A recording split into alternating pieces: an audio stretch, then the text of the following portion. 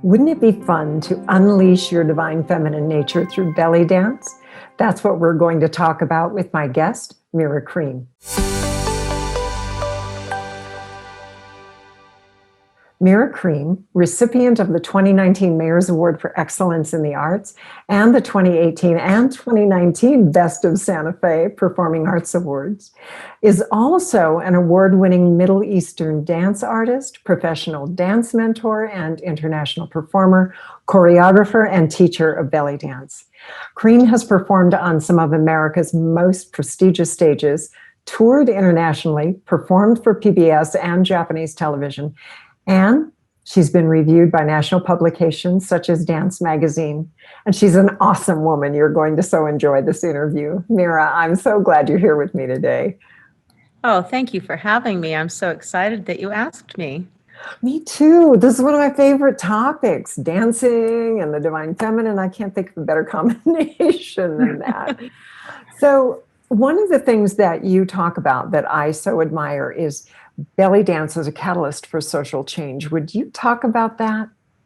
Sure, I would love to. I have been belly dancing really since I was a very small child. And one of the things that I noticed for myself was how healing and transformative it was for me. And what an incredible tool it has been as I have taught women.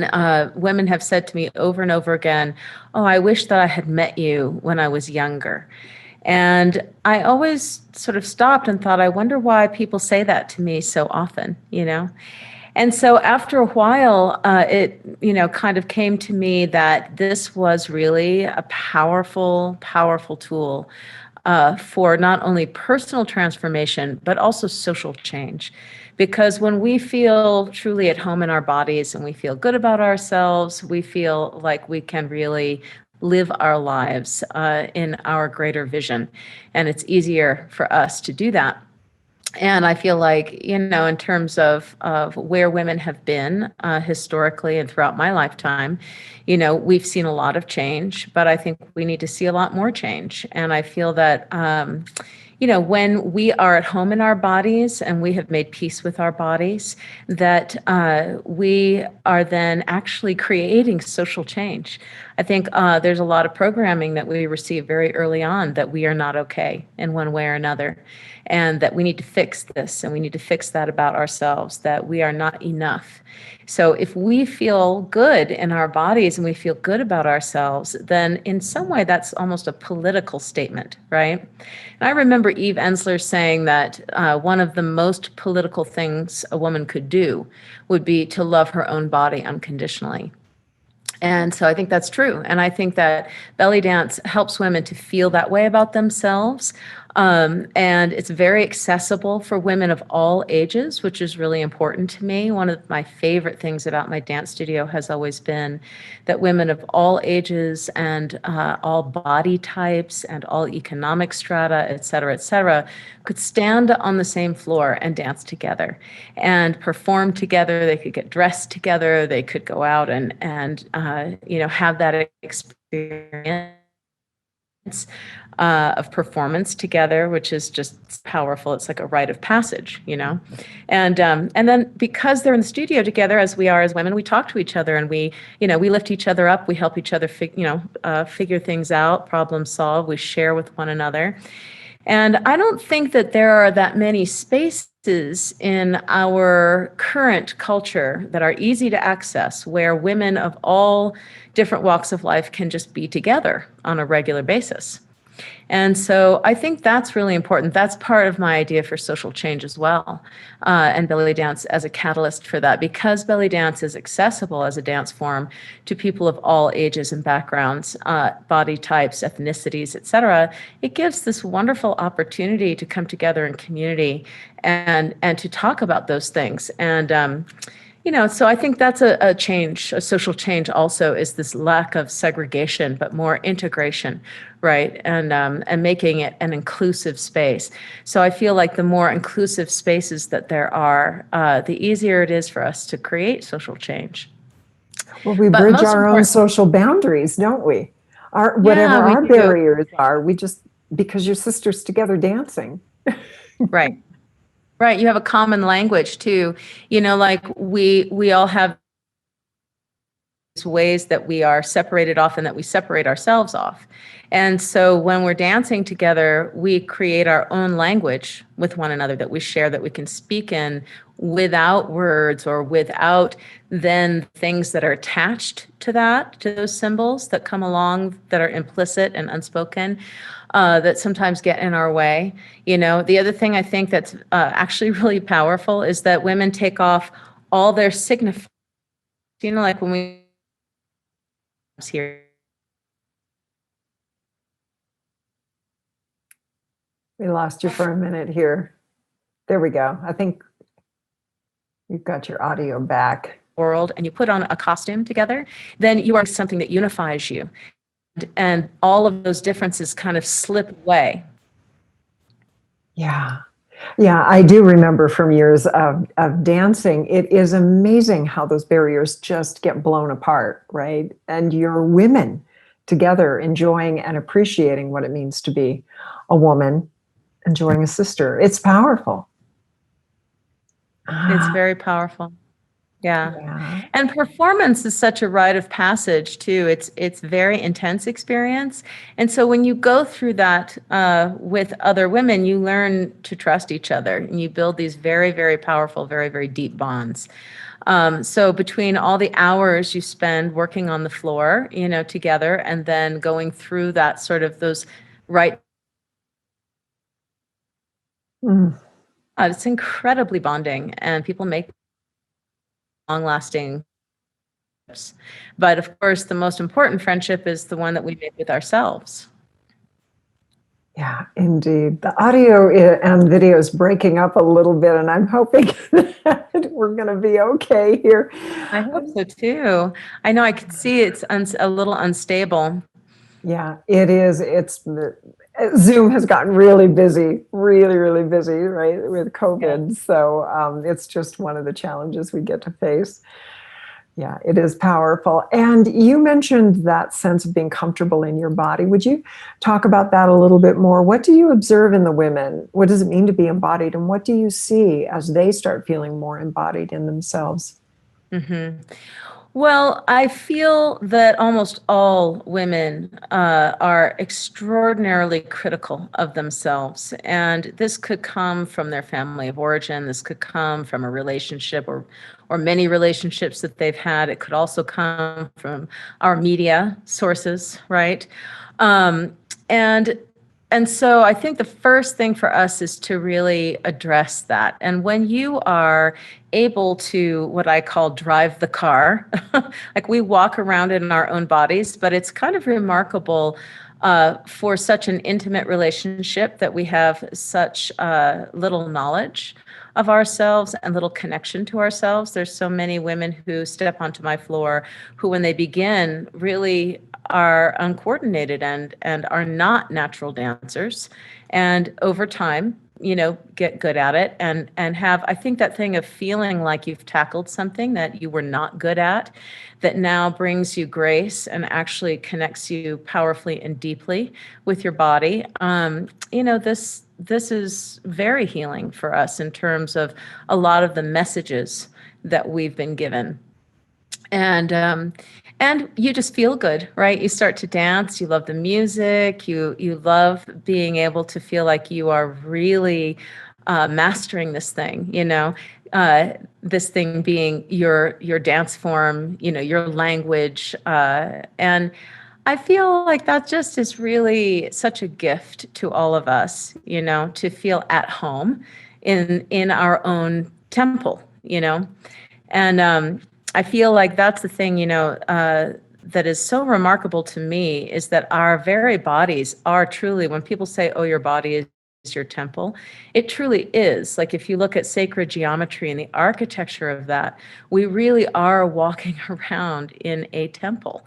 And I think the more that we can embrace that and understand the true meaning of that, the more we feel not just at home, but also kind of that sacred architecture, that we are. And then the energies that we can create through that sacred architecture, right? Create this sort of vibratory resonance. And I feel myself that I start to experience, what it really means to be a spirit, also walking around. So it's not just the physical sense, but it's connection to a spiritual sense. And then, I think every body that we have, the emotional body, the intellectual body, all of these things are met through the movement of the physical form. So for instance, we could be having all kinds of thoughts that we need to clear, and sitting meditation is not good for us, right? It doesn't work for us for some reason. There are many people that feel that way. I meditate every morning, but I know a lot of people have a hard time with sitting meditation. And so I think of dance as moving meditation. So you can clear the mind, or you can come in and feel like you're in, an array of intense emotional state and turmoil. Come in and dance for an hour, and suddenly you feel like you've had, an emotional shower, like you're centered, you're feeling better. So I feel that when we access through embodiment, we can then access all these other bodies and energetic fields and bring ourselves into harmony within ourselves, right? Absolutely. I know that when I was doing some belly dancing, I really felt as though I did connect. And I'm noticing the painting, by the way, before I finish this sentence, I'm noticing this gorgeous artwork behind you. Yes. Yes. It's bringing back these wonderful memories of really learning what it meant to connect with my body in what I would describe as this divine feminine essence and it is spirit, it is body, it's your mind, your emotions coming together in this expression, in this art form. And it was like divine feminine essence for me. And I'm wondering if you observe that with the women when they're dancing. Are they connecting with that essence within themselves in any kind of similar way? Absolutely. I think one of the great gifts of belly dance is that it is very feminine. And I think that, oftentimes I'll have students come in who have really kind of disenfranchised themselves from their feminine self. For many different reasons. And this is a great healing for them also, is that they feel like they can really come back to their femininity in a way that is their own. So they're sovereign, they're self-sovereign over their femininity. It's not something that they're trying to, it's interesting because there's this kind of thing about belly dance, right? Make your husband a sultan. That you are kind of selling it, you know what I mean? And I can see how that really certainly was the case at that time when belly dance became very popular in the United States. But the way that I do it, the way that I use that tool is completely different. It's about becoming self-sovereign and feeling that, you are the person who is putting that energy out there and putting it out there for yourself. You know what I mean? It's about sharing that, absolutely sharing it with an audience, or we would never perform, So of course we want to share that, but it just has a different kind of feeling about it in general.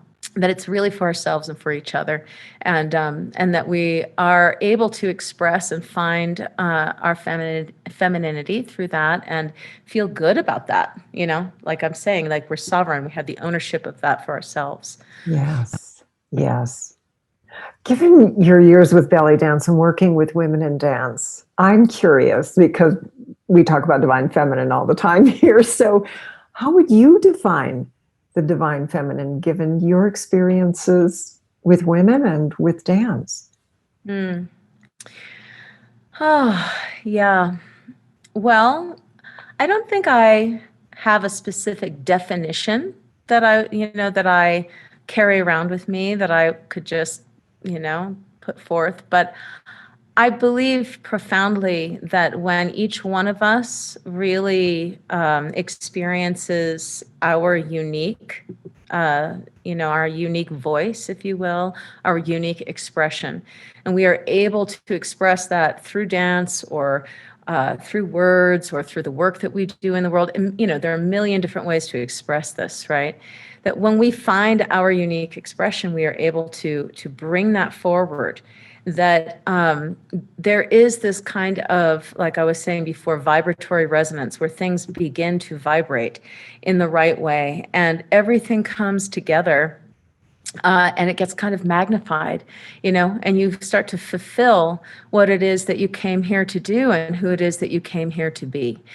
And I think that there are ways to connect to certain ideas like the divine feminine that bring us a great sense of integration and power, if you will, like a kind of a sense of the profound, and perhaps even a sense of coming home.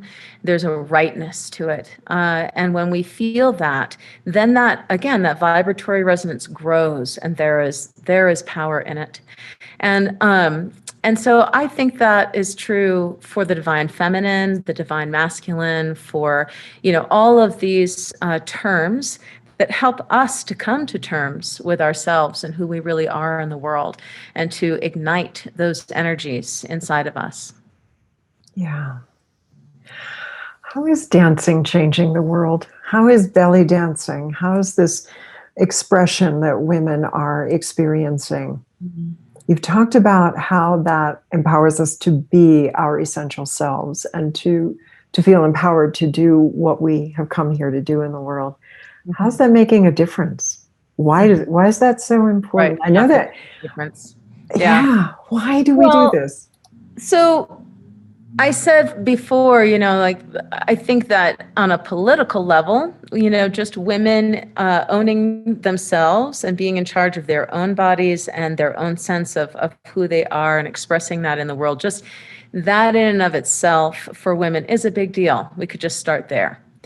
But I think in this interview, you can already tell I am a little esoteric in how I think about things. And my experience of dance truly, and this is just really my experience, is that it really is this sort of thing where you are vibrating, into your temple, if you will, and igniting all of those energies. And when those energies move out into the world, what happens is that the universe itself creates a kind of vibratory resonance in response. And you are literally changing the fabric of the universe. And if you look at physics, quantum mechanics, and things like that, this will bear me out. This is not just, without substantiation, And so I really believe in that sacred architecture. So when I start using my body in this way, and I create figure eights, and undulations, which are also figure eights and circles, this also happens to coincide and, come together in harmony with, the singing of the universe, right? And I believe that that's powerful. I believe that it creates change.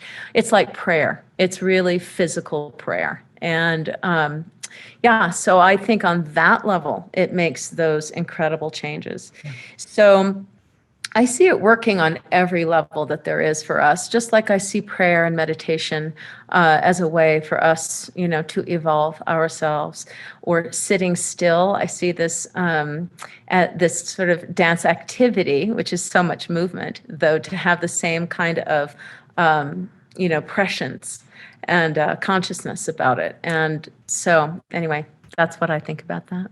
Beautifully said. Oh my gosh, yes.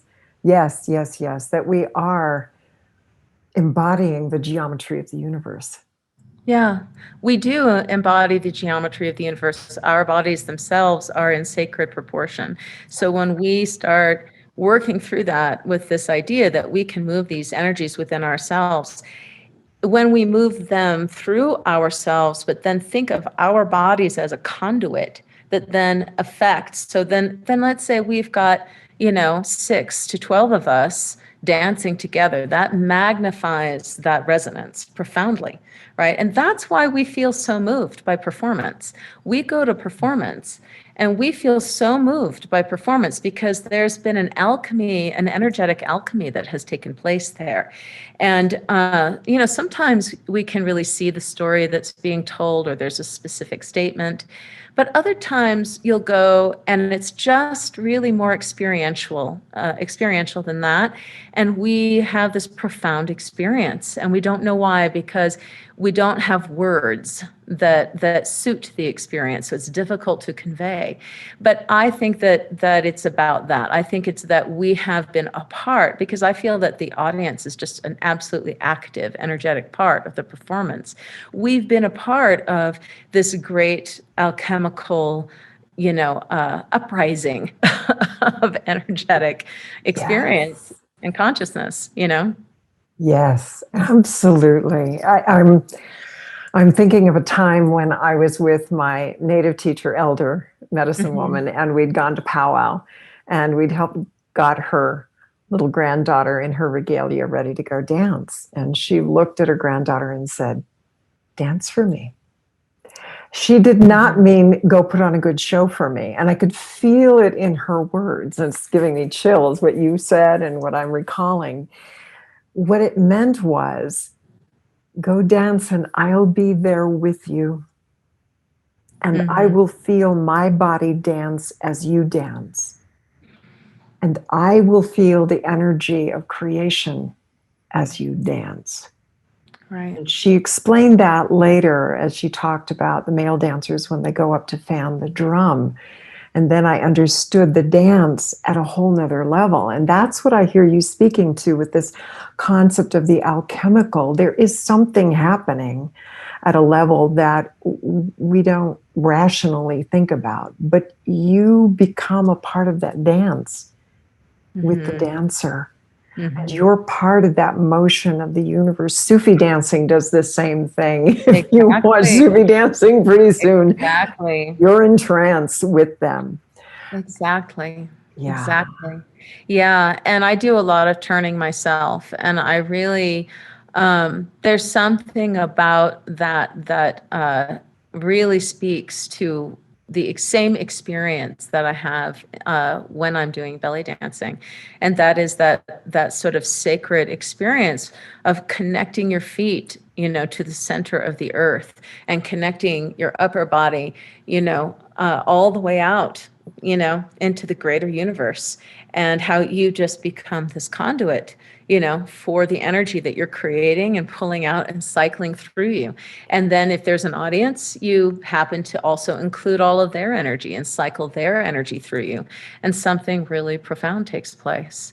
And the other thing I love about it too, is that when you create dances, you can tell these stories about things, and they don't have to be so literal, yet you're really communicating really tangible, powerful ideas and concepts like that. I think that's really the meaning of embodiment, is that you're communicating these very tangible, ideas and concepts to other people, and yet you're not using words to do that. You're using another language entirely that is, before and beyond the use of words as language. And there's something about that I think is really interesting, that people who then are watching can walk away with entirely their own experience of it. And so you're not really telling them what to think, you're engaging them in such a way that you open them to think and to have an experience that is all their own. So you could have 300 people in an audience, and 300 completely separate, different experiences of what was created get taken away with them, and they're all therefore valuable and interesting, to them, and they're provocative. And anyway, I love that. I think that's a special thing about dance, and experiencing dance together. Absolutely. And I can really relate through the sound medicine that I do, the sound healing. There are no words. And therefore, you do reach places in, you might say, the soul or the psyche that you can't get to with words. They're before words, right? The movement Yes. of the universe was taking place long before we had language. Yes. So you're right there at the center of creation when we're moving in Yes. tandem with the universe. Yeah. And dance is the light expression of the sound. So, when you're making music and we're making dance, it is the same. We're different but the same, because as the dancer, you're trying to provide a visual embodiment of what it is that you're hearing, and the vibration that moves through your body is then expressed. Again, it's like an amplification of that. Whether people are watching or not, but when you have an audience, as I've said before, you get to include all of that energy in that alchemical moment. And that makes something just even more magnified and more special. It's like group prayer. That's right. And every performance is different, in part because of the audience. That's right. It changes it radically. Yeah, I'm always trying to invite audience members to really understand that their role is not passive, that it is absolutely active, and that what they give through their attention and through their response and through just their energetic value as they're sitting there is huge to the performers. It's just, it changes everything. I mean, now we're performing for Zoom. And while there have been some fun and interesting things about filming that we couldn't do before, like doing dances on location, for instance, and getting to do them a couple of times for the camera, they're different. It's such a different process. I miss the live performance for this very reason, like just the energetic experience of sharing that with others. I think one of the incredible gifts of performance is that we as human beings have an absolute need. This is not ego or we shame this a lot, but we all have a need to be recognized for who we are. It's a human need, recognition. Mm-hmm. And so one of the beautiful gifts about performance is, I invite everyone who works with me to be full of themselves. I'm like, yes, please be full of yourself. Please be who you are. Please let's take all the other things out of the way, and let's see the absolutely beautiful sculpture that is really you inside the rock. Let's see it absolutely come to life and come out, and let's give you an opportunity to do that. So, and it's so funny because here we are, we're putting on makeup and we are putting on a costume and we're doing these things. But really, it feels like an act of ornamentation that almost allows us to be more of who we are rather than less. And so there's that invitation, that I'm undergoing a sacred act of preparation that then allows me to step onto a stage where I may reveal myself to you in my truest and most vulnerable state. Yeah. Well, I have loved this conversation with you. I love you. I love the work you're doing, and I'm so excited to share you. I love the work you're doing too. Thank you. I feel so blessed. Yeah. So blessed. I feel blessed too. Yeah, and thank you to all of you who are here. You can find out more about Myra Krien and her Pomegranate studio programs at the link below. Go check it out. Go get to know her and get to know what she's doing there. And as always, subscribe to my channel and join us in this community. And to receive my free meditation gift, The Holding, check out the link below. And thanks for all of you for all that you're doing to awaken feminine consciousness. And I'll see you in my next interview. Love to Myra, love to you all.